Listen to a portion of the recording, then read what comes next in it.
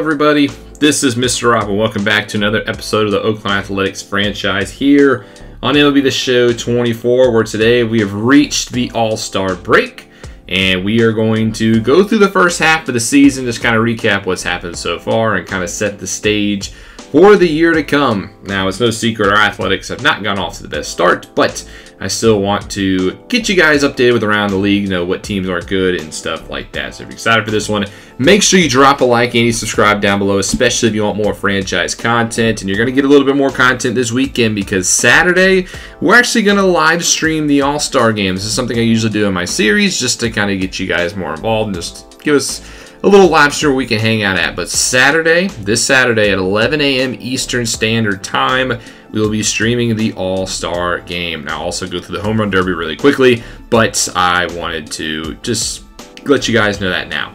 Now, our Athletics are not very good. Oakland is 33-65. Our AAA Las Vegas Aviators are 38-55. And then our AA Midland Rockhounds are 8-10. But they also did not win the first half of the season. So it's not been a good year for the organization. However, last episode we did add some players in the MLB draft. If you missed that episode, you want to go back and watch it because we got an absolute stud first overall in Robbie Martin. Well, not first overall, our number 1 pick, but number 4 overall. He fell to us and we took advantage. And I'm excited to see him in 2025 and beyond. But that's just looking at the future.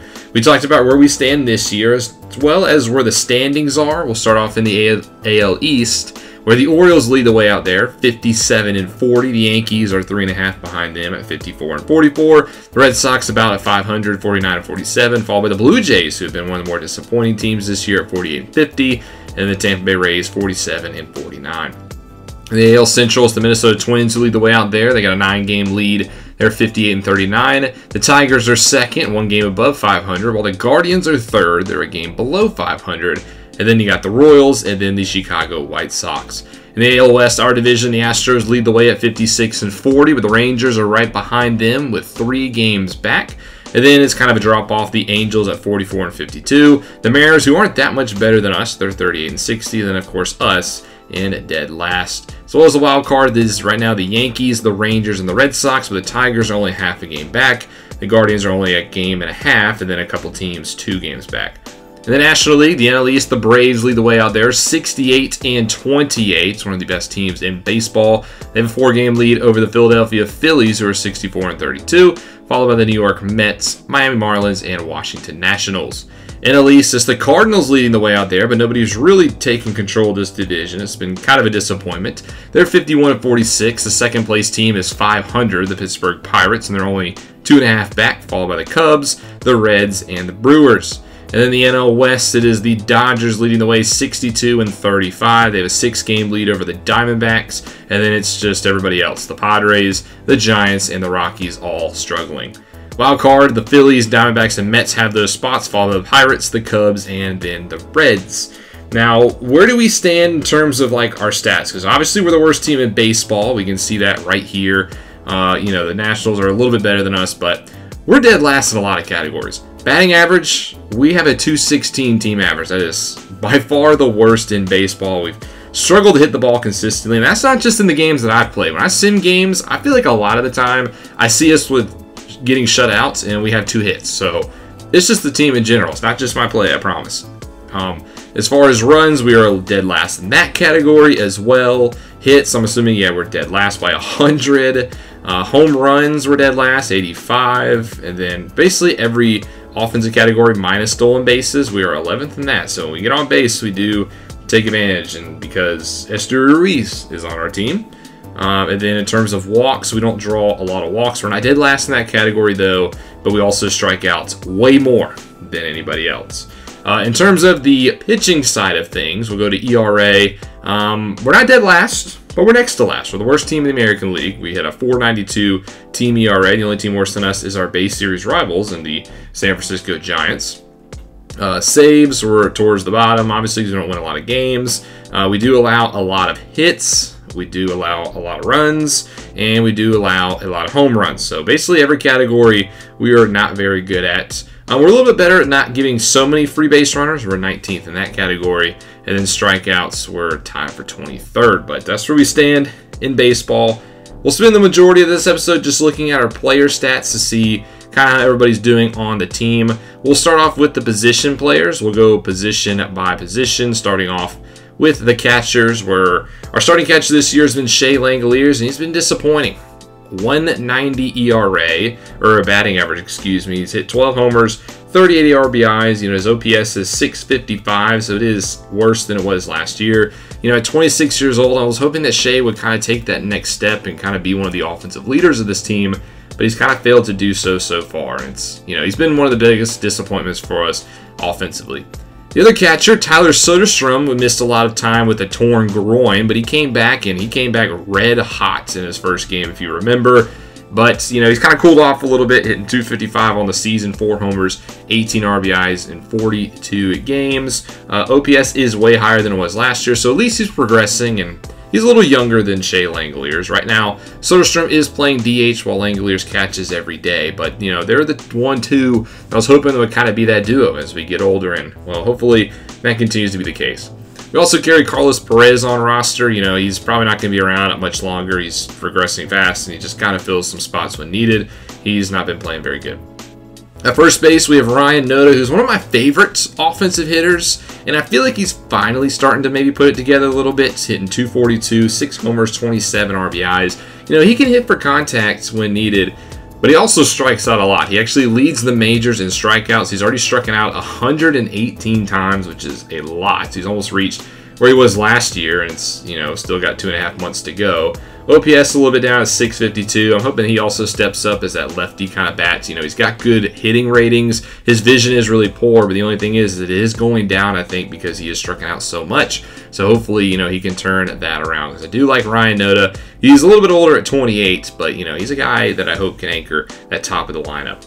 At second base, here's Zach Geloff, who's been definitely a surprise. And it looks like he's actually going to get named to the All-Star game for us. He has that red star next to him, so that's kind of good for him. He's been the leadoff hitter for basically the whole season. He's hitting 252, 13 homers, 45 RBIs. He's been one of the top 2, I would say, offensive weapons on this team. He's been our go-to guy.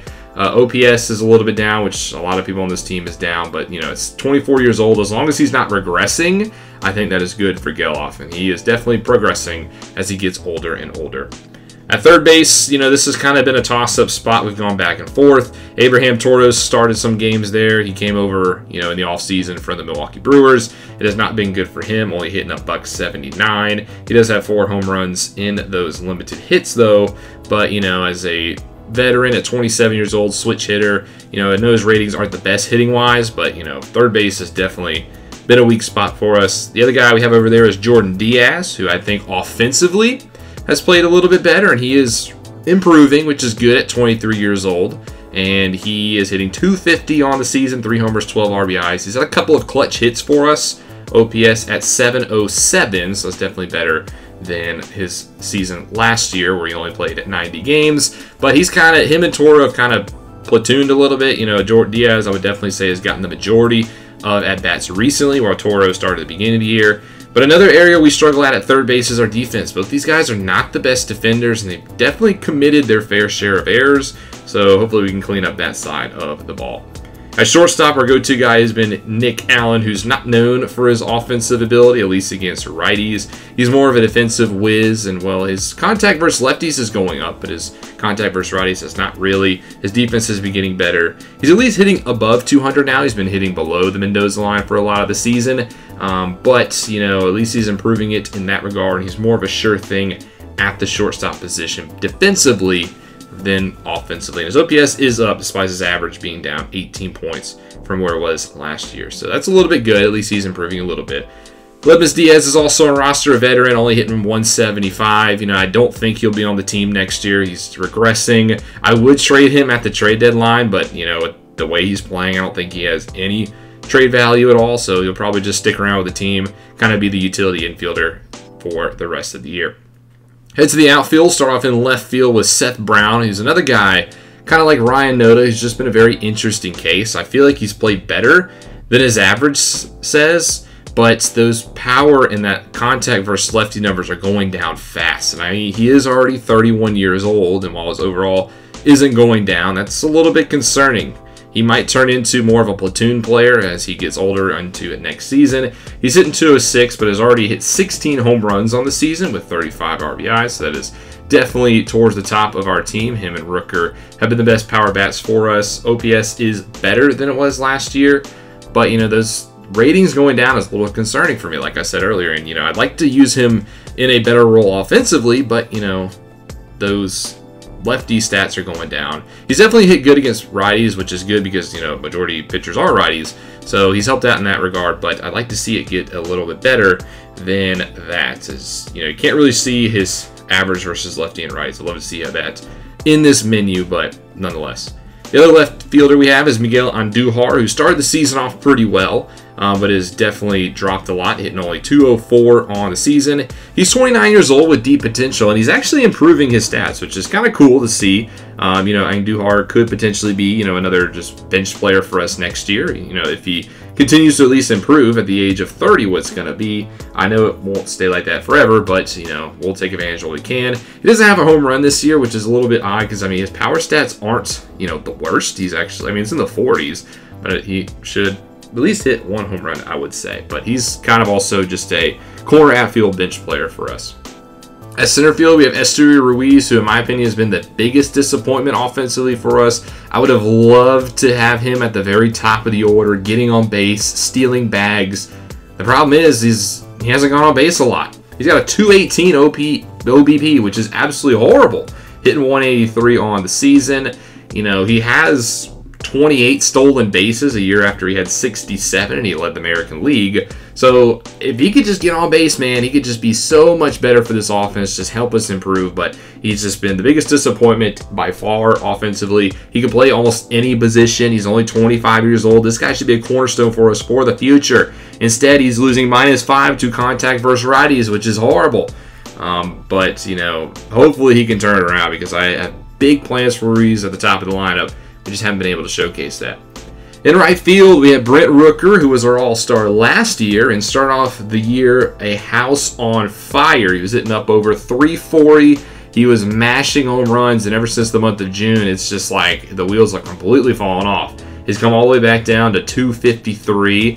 July has been a little bit better for him than June was, which is good.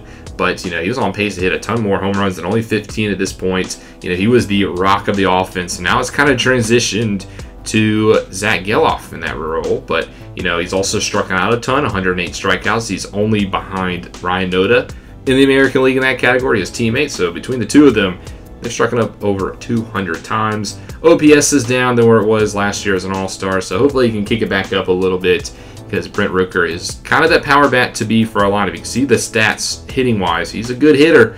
Just need to see that bat come back around.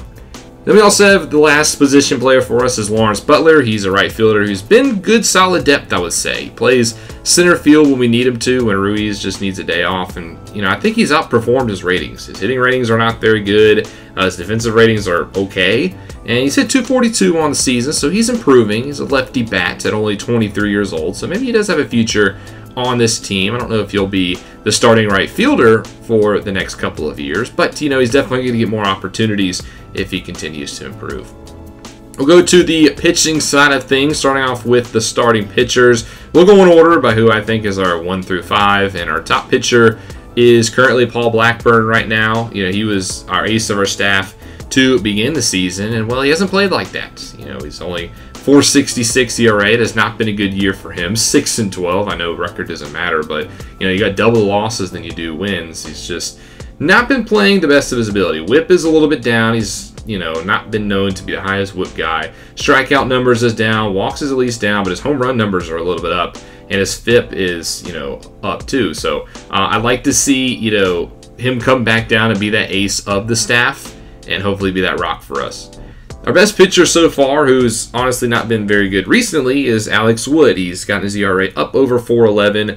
It's been in the 3s for most of the season. A veteran that was brought over on a 1-year deal from the San Francisco Giants. And he's a guy that I feel like won't be on the team much longer. And when I say much longer, I mean the next couple of weeks. I think Wood is definitely a guy who can get moved at the deadline and hopefully maybe get like a prospect or two in return. He is 33. He's on a 1-year contract, so I don't know if he'll necessarily net us like a top prospect, but, you know, somebody who can at least, you know, be a little bit of a future for this team. But Wood, don't see him in an Athletics jersey for that much longer. Then we have J.P. Sears, whose ERA is up over 5 at 5.06. You know, he's just kind of been up and down for us. His numbers and his ratings are still going up at the age of 28, but, you know, his ERA is also going up, which is not ideal. He's just been inconsistent. I feel like we've gotten some games out of Sears where he's pitched really good, and we've gotten some games, you know, like his ERA shows, where he has pitched not very good. A 1.37 whip is up, you know, his strikeout numbers are down, walks is a little bit up, so, you know, I just need a little bit more consistency out of our left-handed pitcher. Then we get to the rest of the rotation, which is, you know, kind of just been a hot mess. Ross Stripling was good for us, but he's currently out for the rest of the season and probably is out for the rest of his Athletics career. Age 34, he's on a 1-year contract as well. You know, if he doesn't get re-signed next year, he probably retires. So I don't think we'll see any more of Stripling, which is a shame because he was starting to become our best starting pitcher. We also have Ken Wolochuk, who's hurt. You know, he's expected to be back in the next couple of days, which is good because he offers a little bit of help. You know, he hasn't been the best in his major league career, but, you know, I'd like to at least give him a shot because the back of our rotation has not been very good. Hogan Harris has been some of that spots. You know, he's either been the starting pitcher or the long reliever. He's not been very good, 6.47 ERA. And then Joey Estes has gotten an opportunity, and he's done pretty solid. You know, he had a tough first start, but he's come back down, 261. He's only made 2 starts, so still a small sample size.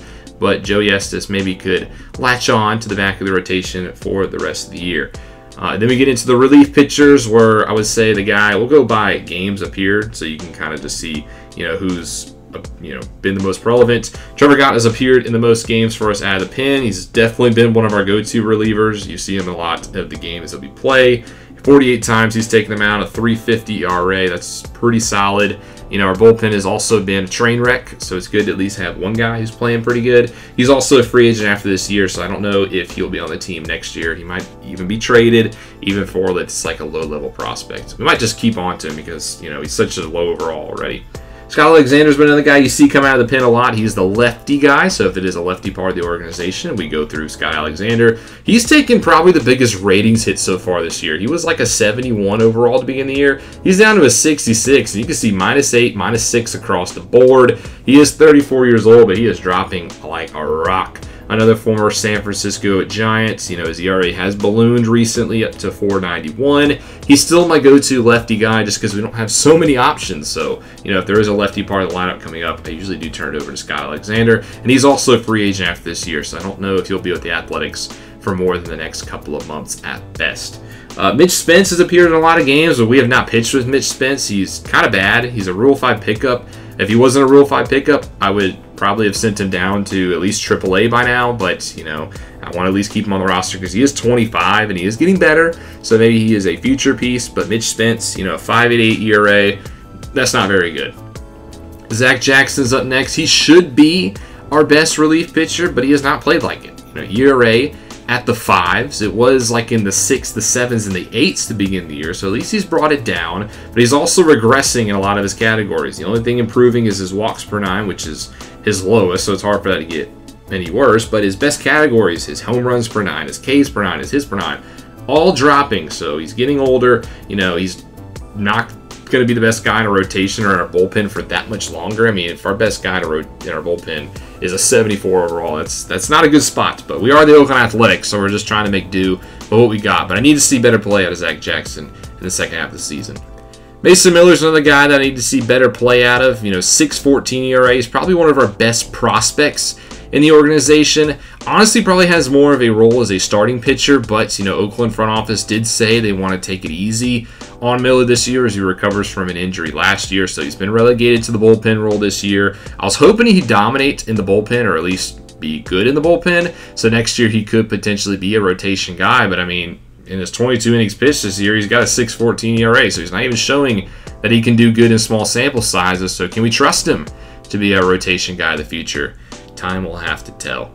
Also, Kyle Muller's in the bullpen. He recently got called up. He was the opening day starter for the Athletics last year. He came over in that Matt Olson trade.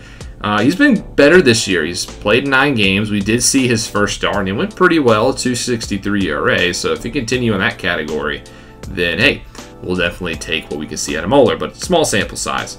Then our closer is Lucas Erceg, who's been pretty good as a closer, I would say, all things considered. But, you know, we're the worst team in the baseball, so it's not like he's going to get a ton of opportunities to close out games. You know, he is 18 for 20 on save op, so that's 90%. 2.63 ERA, which is one of the best on our team. So I think he's done a pretty solid job as the closer in the work he's given. A former position player turned into a pitcher, so a great story. So it's good to see Lucas Erceg at least striving. But that's where our team stands. Last thing I do want to do is just kind of organize them by WAR so you can see who is the best in that category. As far as the position players, I hit the wrong button. Our highest WAR guy is Aledmus Diaz, which is, oh, that's career. Okay, I was like, there's no way he's the highest WAR guy. We're going to season now. Okay, I hit square on accident, so that's why. Our season high WAR guy is Zach Geloff. No surprise there at 3.1. He's way higher than any other offensive guy. Our lowest is Abraham Toro at a negative 1.8. Diaz also in the negatives, and Miguel Andujar and Ruiz all the negative ones. As far as the pitchers go, our best WAR pitcher is, did I skip the category? Yes, it is right here. Is Alex Wood with a 2.3, which, you know, helps us as well in terms of trade value. Paul Blackburn's the only other guy above a 1, and a negative is Mitch Spence, the lowest at 0.8. Lastly, what we'll do before we wrap this up is I'll take a look quickly at the league leaders so you can kind of see who's doing the best in baseball. We'll start off with the American League. The best batting average is Bo Bichette. He's hitting 350. He also has the most hits. As far as doubles, it's Riley Green of the Tigers. Triples, Jose Siri of the Rays has 8. Home run leader is Corey Seager with 27. Tucker also has 26, and Judge as well. We will see some of these players in the home run derby. And then you see a lot more Yankees. There's Santander, and then there's 2 straight Yankees in Soto and Torres. RBIs is Royce Lewis of the Minnesota Twins. Runs is Corey Seager. Stolen bases is Esteury Ruiz. So despite him hitting well below 200, he's still stolen the most bases in the American League. Judge has drawn the most walks. OBP is Soto. Slugging is Riley Green. Also is the only person above 1,000 OPS. Your biggest pitcher in wins is Pablo Lopez of the Twins with 14. Saves is Chris Martin of the Red Sox. He leads the way. Your best ERA pitcher is Zach Eflin of the Rays, followed by Kenta Maeda of the Tigers. Angels have Griffin Canning. And then shutouts, Joe Ryan. Strikeouts, Dylan Cease, still on the White Sox. We'll see for how much longer. And then we'll go pitching WAR is Zach Eflin, while batting WAR is Mike Trout. In the National League side of things, the average leader is Jared Triolo. How about that? A surprise at the top. You know, not necessarily a rookie, but hey, he's having himself a sensational season. 377. Freeman's right behind him at 375. Freeman also leads the way in hits. Your doubles is Brandon Nimmo and Trey Turner. Triples, Tyrone Taylor. Home run leader is Kyle Schwarber at 27. Ohtani has 26 on his new home in the Dodgers. Acuna has 26 as well. RBI's leader is Acuna with 80. That's crazy. Turner leads the way with runs. Corbin Carroll is a stolen base leader in baseball at 29, as well as Trey Turner. Drawing the most walks is Christian Yelich. Your slugging is Trey Turner, OPS as well as him. 2 guys above 1,000 there. Ohtani has 13 wins, as well as Christopher Sanchez. So despite Ohtani maybe not pitching this year, the Dodgers have changed the course, and it's definitely paid off for him. Saves is AJ Minter of the Braves. Ohtani also has the lowest ERA. And then in terms of strikeouts, is Spencer Strider, followed by 2 Dodgers. And then your whip, or your pitching WAR is Strider, and your batting WAR is Turner. But that's just where the league stands, as that will do it for this one. Next episode, like I said, will be the All-Star Game live stream this Saturday at 11 a.m. Eastern Standard Time. And then we'll get on to the second half of the season and look to wrap this one up and get into the start of the rebuild. So thank you guys so much for watching. Hope you guys have enjoyed this. If you did, make sure you drop a like and you subscribe down below, especially if you want more franchise content. This is Mr. Rob, and I'll see you in the next one.